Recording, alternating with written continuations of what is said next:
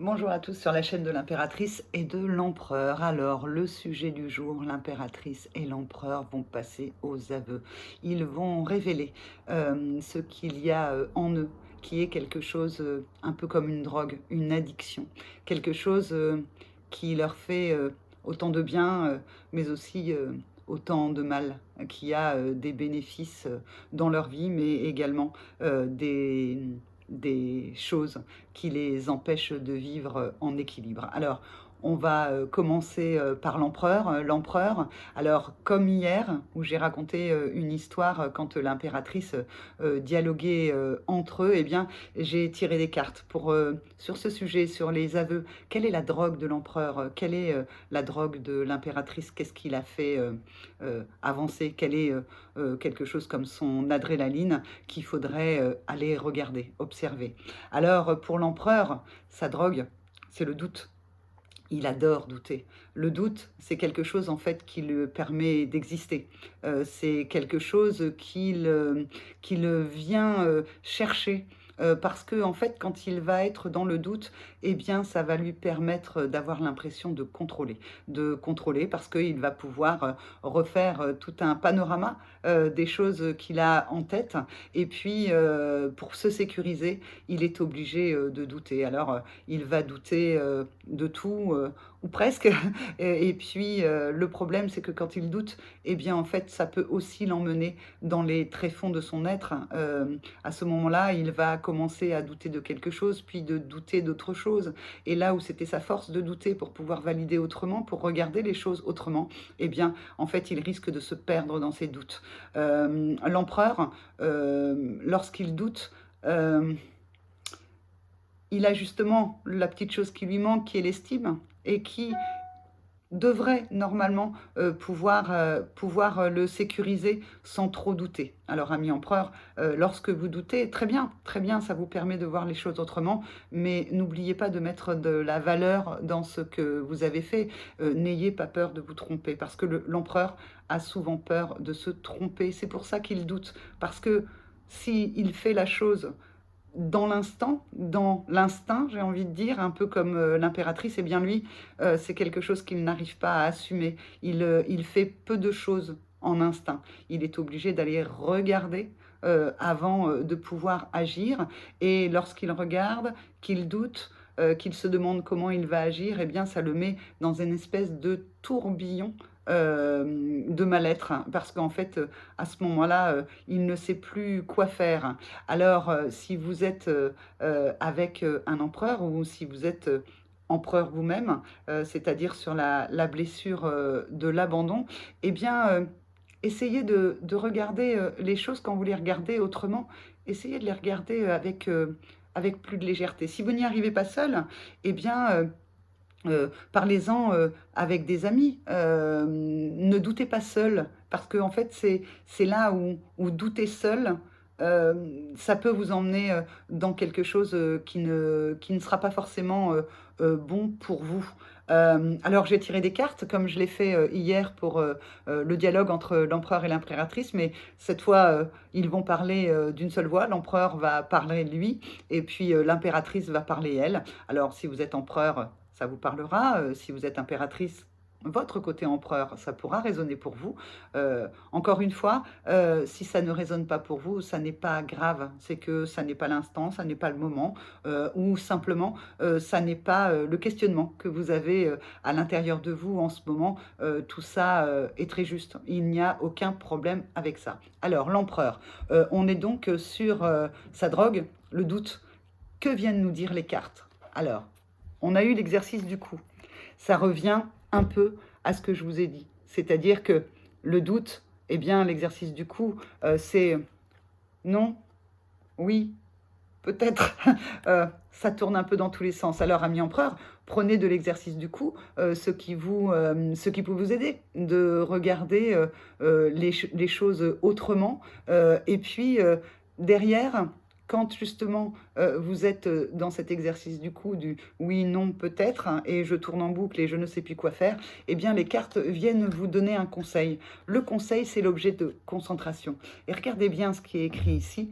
Il est écrit objet neutre, c'est-à-dire repositionner vos pensées dans quelque chose de neutre, dans quelque chose où vous êtes apaisé, où il n'y a pas de doute en vous.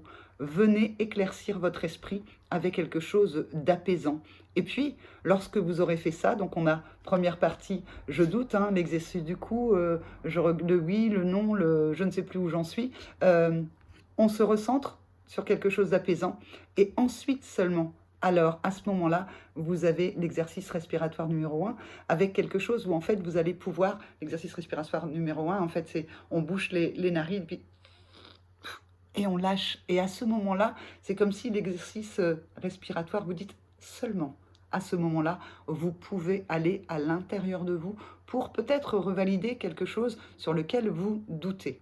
Voilà, ça c'était pour l'empereur. Alors, l'impératrice maintenant, elle, sa drogue, c'est la communication. Elle adore ça. Son média préféré, c'est le SMS, parce qu'avec le SMS, elle va pouvoir mettre tous les masques qu'elle désire. Elle ne sera pas obligée de se montrer entièrement. Et alors, bon, bah, c'est sûr, hein, dans la communication avec l'autre, bah, parfois, elle va faire des dérapages non contrôlés. Elle va se retrouver à dire des choses qu'elle n'aurait pas voulu. Elle n'aura pas pris le temps, parfois, de la réflexion avant de répondre. Alors, bien sûr, hein, la communication pour l'impératrice, comme c'est hyper important, elle parle, elle parle, elle parle. Et puis, le bon côté, c'est qu'elle saisit aussi les opportunités, pardon, quand elle va à la rencontre de l'autre. Alors, l'impératrice, si jamais vous vivez avec une impératrice ou si vous êtes impératrice vous-même, eh bien, qu'ont dit les cartes? Qu'est-ce qu'elles viennent vous apporter à vous comme message, comme conseil? On va voir, on va regarder. L'impératrice a eu le soufflet thoracique. Donc, effectivement, ça peut être de j'étouffe, j'en ai plein partout là, il faut que je parle, il faut que je parle, il faut que je parle. Avec cette envie de dialoguer à tout prix, de parler, quelque chose qui à ce moment-là en fait n'est pas bénéfique pour l'impératrice. On est effectivement sur le cas où la communication en fait prend trop de place, prend vraiment trop de place pour l'impératrice. Alors, quand il vous arrive ça, amie impératrice, eh bien, on a l'exercice des bras qui arrive. Donc, l'exercice des bras, pour moi, qu'est-ce qu'il vient dire par rapport à la communication? Pour moi, en fait, ce bras tendu, cette main tendue, ça n'est pas l'exercice des mains, mais l'exercice des bras, ça vient dire aussi un peu, hé, mollo, tranquille, allez, pose-toi, assieds-toi, tais-toi. Quelque part, c'est un peu ça, amie impératrice. Asseyez-vous et slowly, slowly, doucement. On parle moins, on revient à l'intérieur de soi, et à ce moment-là, après avoir pris ce temps en termes de doucement, eh bien, qu'est-ce qui arrive? À ce moment-là, vous pouvez, avec les éventails, retirer les choses dans cette communication qui pourraient vous nuire ou qui pourraient nuire à la personne à qui vous allez parler.